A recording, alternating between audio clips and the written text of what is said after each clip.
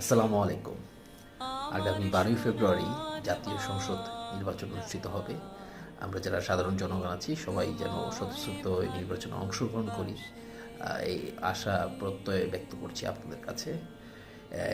আপনারা সাধারণ মানুষ যারা আছেন তারা আমরা সবাই জানি যে আমাদের নিজস্ব কিছু ভোটাধিকার আছে, যে আপনি গোপনে ভোট দিতে পারবেন এবং নির্বাচনের তথ্য আপনি কারোর সাথে শেয়ার করবেন না, এবং ভোট কেন্দ্রে সুষ্ঠুভাবে নির্বাচন দেওয়া থেকে শুরু করে এগুলো আপনার নাগরিক অধিকার। তো নিজের অধিকারগুলো নিজে বুঝে নেবেন।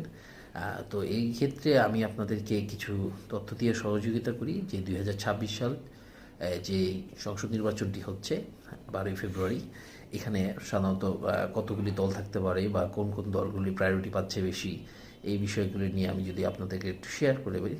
যে বড় বড় কিছু রাজনৈতিক দল এই নির্বাচনে অংশগ্রহণ করতেছে, তাদের মধ্যে বিএনপি আছে, বাংলাদেশ জাতীয়তাবাদী দল, তারা সবচেয়ে বড় পরিসরে অংশগ্রহণ করছে। বাংলাদেশ জামাতি ইসলাম আছে, ইসলামী আন্দোলন বাংলাদেশ আছে, জাতীয় নাগরিক পার্টি আছে এবং জাতীয় পার্টি জাপা তারাও আছে।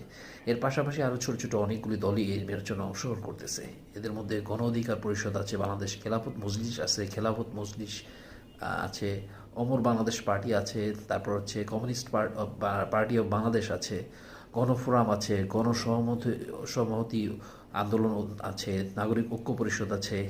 এরকম মোট টোটাল 1981 জন প্রার্থী এইবারের নির্বাচনে প্রতিদ্বন্দ্বিতায় অংশগ্রহণ করতেছে।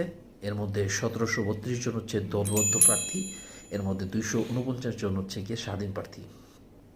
এর আরেকটা জিনিস জানা রাখা উচিত, বাংলাদেশ আওয়ামী লীগ এই নির্বাচনে কোনোভাবে অংশগ্রহণ করতে পারছে না, তাদের রেজিস্ট্রেশন বাতিল হয়েছে। এর বাইরে